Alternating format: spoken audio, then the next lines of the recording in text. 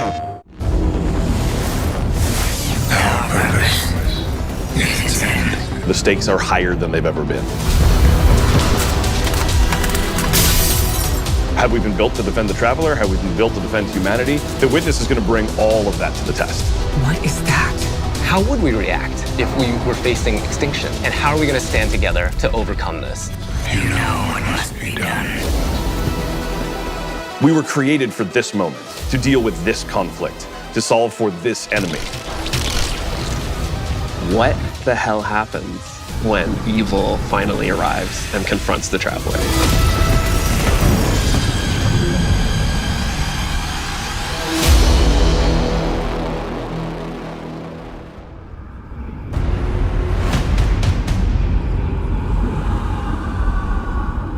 The Traveler is threatened.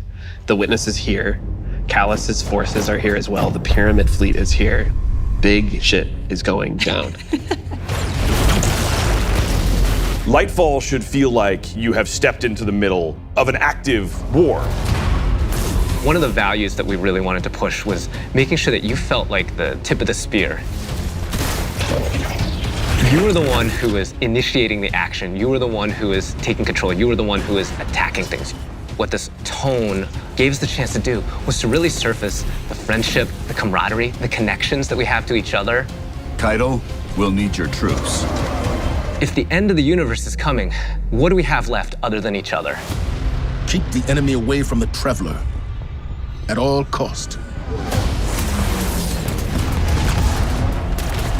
There's a pretty big, serious threat that is happening to the solar system, so we really wanted to bring that gravity and that weight into the story. Got it! In a major way, what we're doing right now is we're both setting up the finale for the Light and Darkness saga. We're pulling the Witness into the frame for the first time.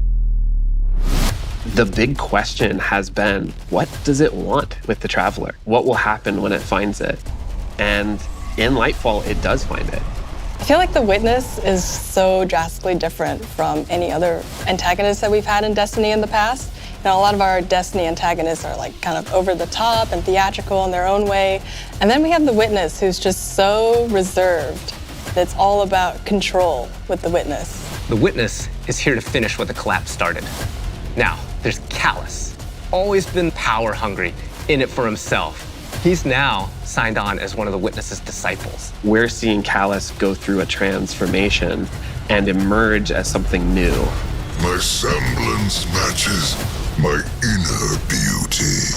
The odds are stacked against you. The Witness has arrived. We got Callus. Everything's under attack. How do we deal with this? And then you find this thread. We knew we wanted to do another darkness power in Destiny. Are we gonna do what everyone thinks we're gonna do? Are we gonna make like poison? No. We're gonna do something that you'd only find in Destiny. We're gonna go talk about this thing called Strand, and it's the web of life. What does it mean to have a cosmic web that's connecting everything around you? How do you actually make that like an ability? How do you make that like a power? It's something that doesn't actually exist. You can't just point to fire, electricity, or ice. Coming up with the idea of the strings, the strands lighting up the world. I think that was when everything kind of started to come together. Strand is unlike any of the powers that we've gotten before. We didn't get it from the Traveler, we didn't get it from the Pyramids. It is a power that we find is unlocked within us as Guardians. When you pull on that thread and you start manipulating that web, you can do some really powerful things. We have some exciting player class fantasies coming up with Strand that we're introducing. So we have the Hunter Threadrunner, which is going to introduce this threaded spike. The Hunter Super Silk Strike, it's this kind of rope dart. You're constantly moving, constantly attacking. It feels fluid. It has an amazing style to it. It's just something we've never seen in Destiny before. And then there's the Titan Berserker, and the name is pretty fitting. The Titan Super is Blade Fury, where you weave these giant blades onto your hands. You have a melee attack that you can kind of combo indefinitely, and then you have your heavy attack, which sends out these suspending waves. And then there's the Warlock Broodweaver, the mastermind of the minions that we call the Threadlings. The Warlock Broodweaver super is Needlestorm. You create 3 sources of power, and then those then get launched out, and then those fly through the air. When they hit an enemy, they'll explode. When they hit the ground, they will then charge up and then turn into Threadlings.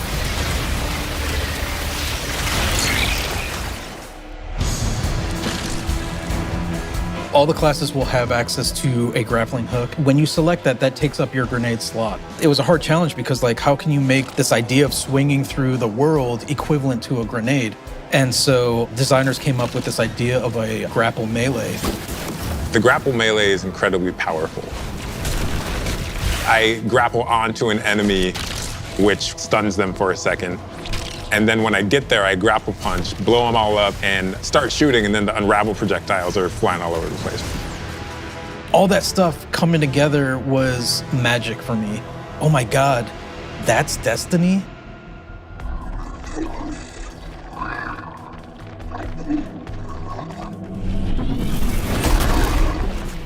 Neomuna has existed for hundreds of years. It branched off from Earth during our collapse and shut off any communication. So they've been secretly existing on Neptune for a very long time and keeping themselves safe.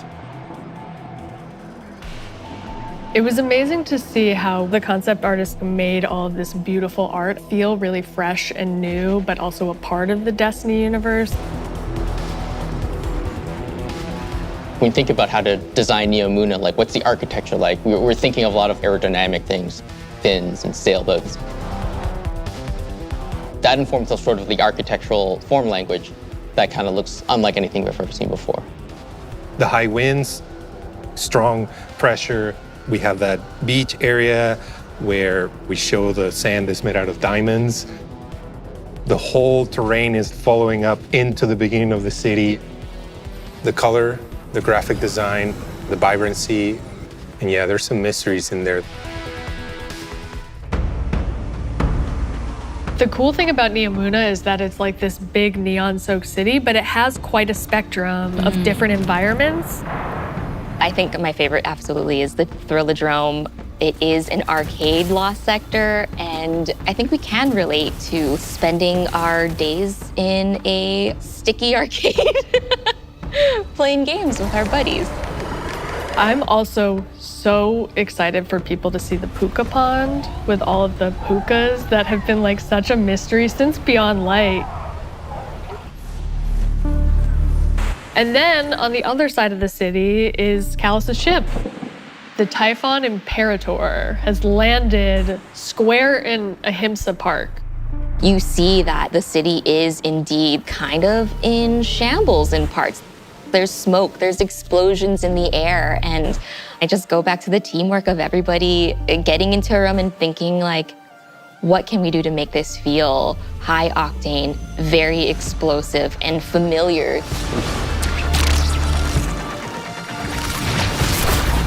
This is a city that needs the Guardians' help and needs their protection, and Callus is gonna do his level best to destroy it, and we're not gonna let them, and neither are the Cloud Striders. There's a lot new about Lightfall. We have this new location, and it has these new personalities that come along with it. They're defenders of this city, and they have new perspectives that we really haven't seen in characters in Destiny, and that's taking the form of the Cloud Striders, Nimbus and Rohan. I understand what's at stake, Lightbearer. Far better than you. Rohan is the grizzled old veteran who's too old for this shit. And Nimbus is the young rookie. Nimbus is learning on the job. Nimbus was definitely a favorite of ours to animate. They're so boisterous and fun-loving and a little smug, but super confident in their abilities. The Cloud Striders, bottom line, are cool. Nimbus, on your stakes!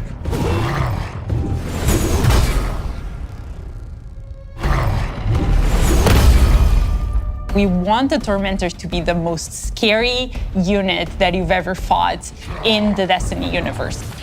Holy crap, this combatant is very powerful. It means business. It's incredibly intimidating. This thing wields a massive scythe. his command over all this void energy. The Tormentor can like grab you, and that's something we'd never really done before with the boss. Throws out the scythe, has the player in his hands. And in those moments for Dark Harvest, we actually do things with audio to make it feel even more intimate, where we duck out all the background sound. So you really have this intimate moment with this terrifying creature grabbing you.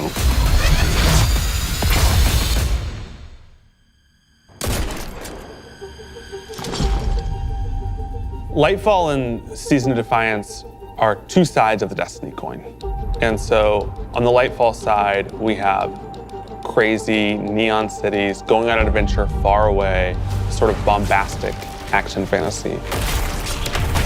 On the Season of Defiance side of the coin, it's a story that's much more closer to home. Season of Defiance is about the ground war on Earth. Callus's forces are invading, and we're defending Earth. We're freeing prisoners. Go now. We're trying to protect the last city, but much more directly and under much more threat than we have seen in a long time. You're working with Petra, you're working with Devram, you're working with all these people that you know that are close to home and that are battling for the real thing you're trying to save.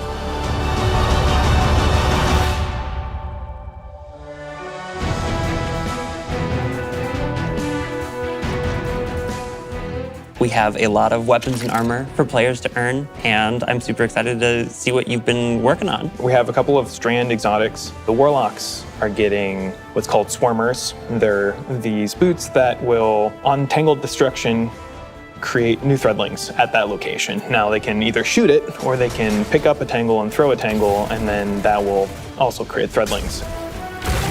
The Hunters are getting this helmet that will help them grapple through the air. As you grapple, you gain this new ability called Woven Mail, and it's reducing the incoming damage except for headshots. The Titans get boots that will augment an aspect that they have. The aspect itself will just send out a wave that will suspend enemies in front of their barricade after casting it, but the boots will split it up into 3 waves. Whenever they spend an enemy with these boots on, they also gain Woven Mail. So pushing the front line further and further by being tanky. I have been caught by those boots a couple times in our playtest. We have this incredibly cool heavy metal machine gun that fires according to its own rhythm, where it gets alternate effects every 4th bullet, and then every 16th bullet, it gets even more added to it. So we have this pistol that will use advanced technology to find your enemies. And so suddenly you're not worrying about aiming, you're really worrying about surviving during the lock-on time. And it opens you up to consider your movement more than your aiming. Being able to lock on to multiple guys in your field of vision and then just obliterate all of them was, I think, a moment where I kind of went, whoa.